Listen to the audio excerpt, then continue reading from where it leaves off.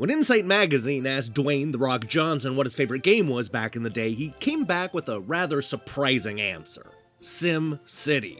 He liked that it forced him to use his mind and think strategically, something he wasn't getting a lot from old platformers and beat-em-ups of that era. This is something I can relate to, because I've always loved micromanaging my way through games like SimCity, Theme Park, and Avon Colony.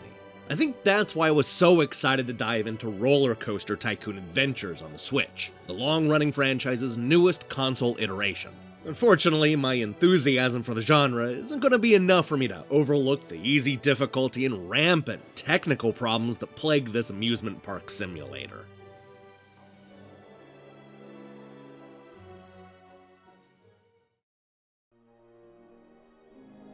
Despite its more intrepid subtitle, RollerCoaster Tycoon Adventures is a fairly straightforward take on the theme park building simulator that debuted 2 decades ago.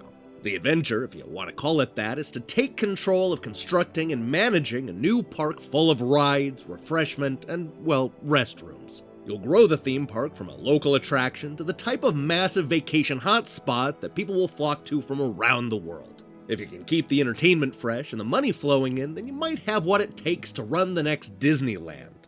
Between the goofy rides, the fattening food, and the overpriced shops, there's a lot to love about this concept. Believe it or not, this is something that I've wanted to see done right since I played Theme Park by Bullfrog back in the mid-1990s. It seems like a simple enough simulator, but nobody's been able to get it right. It's an intoxicating concept that continues to be fraught with problems. For the first hour or two, I honestly felt like RollerCoaster Tycoon Adventures had solved most of these problems. That's not to call it perfect, but I was completely won over by the silly rides, upbeat atmosphere, and the easy gameplay.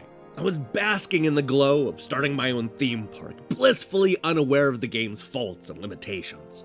But as that feeling started to wear off, I quickly realized that this Switch game hasn't fixed the genre's many issues. It just created a whole bunch of new problems.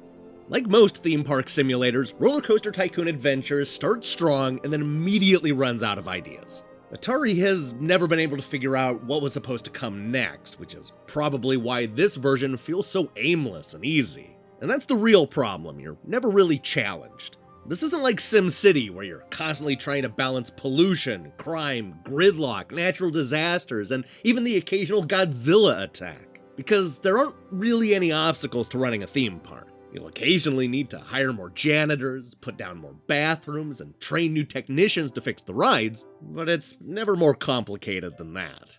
You won't have to deal with a bigger, better theme park stealing all your customers, or a big downturn in the economy, or even an infectious disease crippling business. You just build a park, set down some rides, and watch it grow, usually with no speed bumps along the way. That's not hyperbole, because there are huge stretches of the game where you don't even need to pay attention to what's happening on the screen. You can just set down the controller and let the money add up. I mean, you may want to occasionally research some new attractions, build a few rides, and adjust the prices, but you don't have to be as hands-on as you might expect. And because I knew that I was never in any real danger of losing money or customers, I ended up growing incredibly bored with each and every playthrough. It doesn't help that all 4 of the park locations play out exactly the same way. You'll research the same rides, set up the same restaurants, and be offered the same multiple choice options every single time. And the longer you play, the more limited everything feels. You can't upgrade your rides or customize anything, so there really isn't much to do outside of setting prices. This feels like a step back from even the earliest versions of Theme Park, which allowed you to adjust everything from the level of salt in your fries to the amount of carbonation in your soda. This level of micromanaging may seem extreme, but I'd argue that there really isn't much else to do when running an amusement park. There are other problems with RollerCoaster Tycoon Adventures that only show up in the second half of the game. For example, the load times are horrendous. Just trying to pull up any stats or customer data will take at least a minute while the game calculates everything. And even when the stats show up, they're limited, hard to navigate, and almost entirely useless. There are a number of genuinely useful stats, graphs, and heat maps that they could have used in this game, but they're nowhere to be seen here. Worse yet, the game chugs and slows to a crawl the moment your park is half full. It won't take more than a few big rides to tank the frame rate, and it only gets worse from there. This makes everything from setting up new attractions to adjusting the price a real nightmare. You'll be finding the technical limitations more than the financial hardships or obstacles in the game. And it definitely doesn't help that the music consists of 2 short songs that alternate. This is a game where you'll theoretically spend hours fine-tuning your park, so it would have made more sense to include longer songs or maybe better loops. Honestly, the music sounds like it was tossed in at the last second after the team ran out of money. And based on the name, you might think that creating your own roller coaster might be a big focal point, but it's not. You can customize your own roller coaster, but it's always easier to just select one of the prefab versions and just use that instead.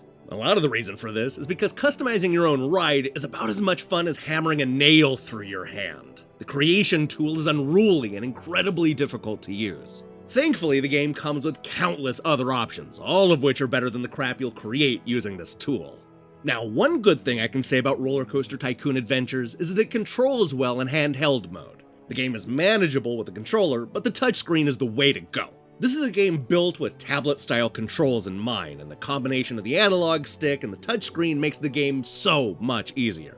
It's just a shame the game you're playing is too easy, repetitive, and kinda busted.